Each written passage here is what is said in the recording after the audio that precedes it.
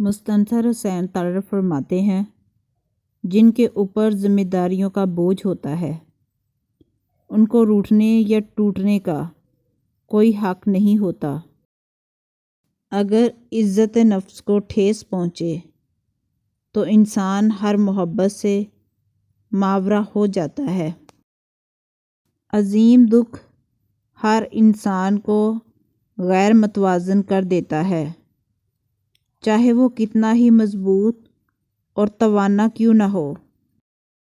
جیسے چاند کا عکس بہتی ندی میں بہتا ہے پر اس کا حصہ نہیں بنتا، ایسے ہی نیک شخص کا وجود دنیا کی ندی میں بہتا ہے پر اس کا حصہ نہیں بنتا۔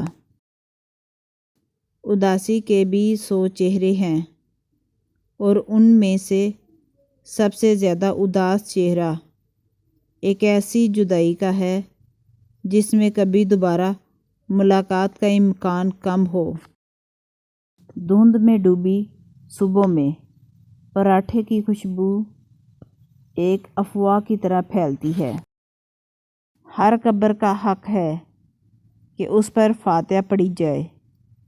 کچھ قبریں دل کے اندر بھی ہوتی ہیں مگر ان پر لگی مٹی اور جلتی ہوئی اگربتیاں کسی کو نظر نہیں آتی۔ بادل برسے نہ برسے، اسے دیکھ کر ٹھنڈک محسوس ہوتی ہے۔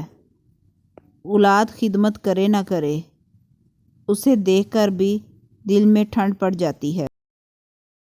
میں تو یہی کہوں گا کہ جب کسی کے دل کا دروازہ آپ کے لیے بند ہو جائے تو اسے کھٹکھٹا کر اپنی عزت نفس نہ گرائیں، کیونکہ ڈھونڈنے سے وہ ملتا ہے جو بچھڑ گیا ہو، وہ نہیں ملتا جو بدل گیا ہو۔ ہمیشہ یہی ظاہر کرو جیسے کچھ نہیں ہوا، چاہے کچھ بھی ہو جائے۔ آپ کے ارد گرد کوئی مجبور، پریشان حال یا مصیبت زدہ ہے تو مت سمجھیں یہ اس کی آزمائش ہے، یہ آپ کی بھی آزمائش ہے۔ 25 سال کی عمر تک ہمیں کوئی پرواہ نہیں کہ لوگ کیا سوچیں گے۔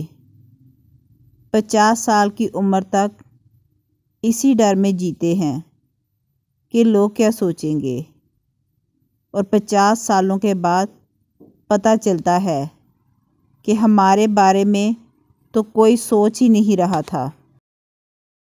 کہتے ہیں عورت راز نہیں رکھ سکتی، میں کہتا ہوں اگر عورت راز رکھنا چھوڑ دے تو معاشرے میں کچھ مرد منہ دکھانے کے قابل نہ رہیں۔ غریب کا سب سے بڑا مسئلہ یہ ہے کہ وہ اپنی غربت کا حل انہی لوگوں کے پاس ڈھونڈتا ہے جن کی وجہ سے وہ غریب ہوا ہوتا ہے۔